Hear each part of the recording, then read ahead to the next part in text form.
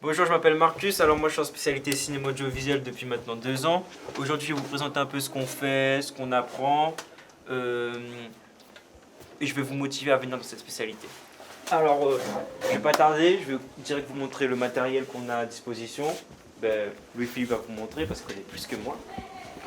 Alors déjà ici on a les caméras qui nous permettent de filmer les scènes pour les courts-métrages qu'on fait généralement au CAV. Il y a des grosses comme ça mais c'est souvent les petites qu'on va utiliser. Généralement la grosse c'est une caméra à épaule pour quand on veut faire des scènes où on filme quelqu'un qui court. Ouais, c'est rare qu'on l'utilise quand même. Ici on a les Macs qui nous permettent de faire des montages et des films pour des analyses filmiques. Juste à côté là on a un drone pour faire des prises de vue aériennes et prendre des paysages. Là on a les chargeurs pour les Macs, tout ce qui est câble. Puis on a quelques appareils photo parce qu'il y en a certains qui ont plus de facilité à filmer avec les appareils photo. Ici on a une Tascam pour enregistrer le son, des stabilisateurs pour stabiliser, pour tenir les caméras. On va pas tout vous déballer, on vous garde la surprise un peu. Ici on a l'une des plus grosses caméras qui est parfois utilisée parce qu'elle filme d'une très bonne qualité, on accroche des micros, elle a beaucoup de fonctionnalités qu'on peut régler, ça fait des très belles images pour nos courts-métrages, etc. Ici, il faut savoir qu'on ne fait pas que filmer tout le temps, on fait par exemple des fois des analyses filmiques. D'ailleurs je pense que c'est ce qu'ils sont en train de faire. Vous faites quoi là? Oui, là on est en train de faire une analyse filmique sur un extrait de film de Fritz Lang qui est un film au bac coefficient 16. Ouais, parce qu'il faut savoir qu'il y a 3 films au bac. Nous cette année je crois on a Ready Player One, Claude 5 à 7 et Le secret derrière la porte. D'habitude, on travaille plutôt dans l'autre salle avec la dame. Elle nous montre certains extraits de films pour améliorer notre culture cinématographique. On apprend comment découper, comment faire des découpages techniques, comment cadrer. Comment réaliser un film en clair. Voilà. C'est là-bas que tout ce qui est court, on fait là-bas. Ici, on fait tout ce qui est montage. Après, je vais vous montrer quand on tourne. La salle de cours, c'est plus pour la théorie du cinéma. Ici, on est plus dans la pratique. C'est pour ça qu'on a tout le matériel qui est rangé ici. D'ailleurs, je crois Elric est en train de faire un montage. On va vous montrer vite fait. Il fait sur Adobe Premiere Pro.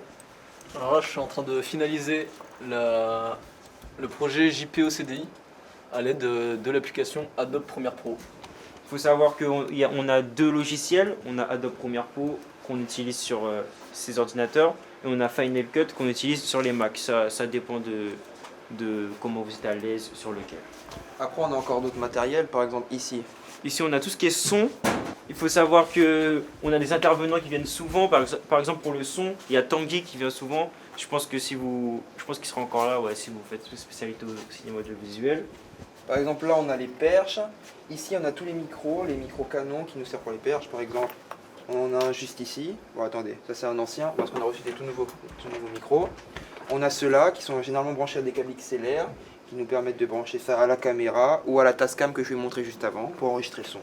Ouais, on nous apprend à faire avec les perches, comme vous voyez dans les films. C'est exactement ça qu'on fait. On a des micro-cravates aussi qu'on peut mettre là. On met en dessous notre t-shirt pour parler. On a les casques. Ensuite, on va vous montrer l'envers du décor quand on filme. Je crois qu'il y a un tournage là-dedans en plus. On va y aller tout de suite. Donc là, on va voir le tournage d'à côté. Ça, moi, je trouve que c'est la meilleure partie de faire le tournage. Après le montage, il y en a qui préfèrent. Ils sont en train de tourner d'ailleurs. Silence sur le plateau. Moteur demandé. D'accord. Action. Bonjour, je m'appelle Benjamin. Coupé. Mais du coup, ça, c'est ce que je vous parlais tout à l'heure, là, le son. Explique-nous un peu ton rôle et le matériel. Alors moi je suis ingénieur du son et du coup je m'occupe de tous les micros qui sont sur le tournage. Je m'occupe de la prise de son, etc. Je veille à ce que le son soit propre, etc. Et en terminale spécialité CAV, on suit une formation avec un professionnel qui s'appelle Tanguy et qui est ingénieur Tanguy, du son. vous en avez parlé. Ok. Et Ryan, toi, c'est quoi ton rôle? C'est quoi ça surtout? Du coup, moi je suis cadreur. Là, on a un petit appareil photo pour filmer, un trépied. Et cadreur, c'est un rôle essentiel, tu vois, dans le cinéma. S'il n'y a pas de cadreur, il n'y a pas de film. Ouais, le trépied, c'est pour pas que ça bouge, tout ça. Exactement. Ok. Et vous, c'est quoi votre rôle? Toi, je crois que ton rôle est compliqué. À chaque fois que je fais ça, j'arrive pas trop. Moi, en gros, c'est simple. Je suis l'assistant réel. son rôle est important parce que faut beaucoup d'autonomie en gros. Genre si t'as pas d'autonomie, c'est un petit peu foutu parce que c'est lui qui va gérer l'emploi du temps du tournage, genre où, comment et avec quoi tu vois on va tourner. Et tu marques toutes les scènes, tout ça? Oui voilà. Ok. Toi, tu fais le clap, c'est tout. C'est tout, mais c'est quand même important quand sur un tournage, parce que le clap permet de séquencer les scènes et de faire un raccord son et l'image. Du coup, c'est quand même important pour le montage par la suite. Il faut voir qu'on a beaucoup de matériel comme des rails pour bien suivre quand c'est une scène qui bouge. Explique-moi un peu tout ça.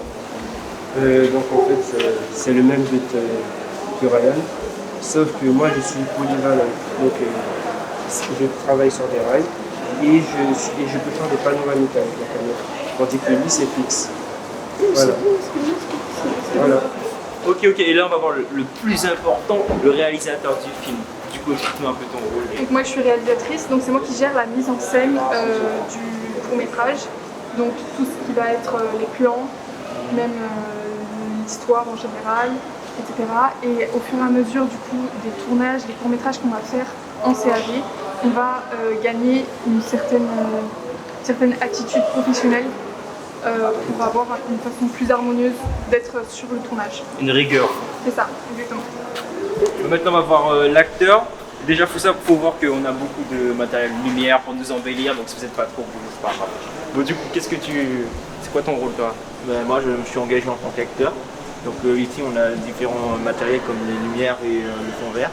On l'utilise pas tout le temps, mais dans les grandes occasions pour les courts-métrages, pour permettre d'avoir une meilleure qualité. Ouais, pour tout ce qui est science-fiction, les montages, tout voilà. ça. Ok. Bah, du coup, je pense que pour conclure, vous pouvez voir que cinéma audiovisuel, il faut de la rigueur, on travaille beaucoup, je ne vais pas vous mentir. Et que franchement, si vous n'êtes pas passionné, ça ne sert à rien de faire. Et si vous ne voulez pas travailler, il ne faut pas faire. Mais c'est très intéressant, chaque jour on apprend, on est dynamique, on n'est pas dans une salle à attendre, à regarder le prof faire son cours, patati patata. On bouge, c'est dynamique, c'est bien. Et moi personnellement, je vous conseille parce que les 3 années de lycée que j'ai fait avec ça, franchement, à chaque fois c'était bien. À chaque fois que je vais dans ce cours-là, je suis content. Donc, cinéma audiovisuel, je vous conseille fortement.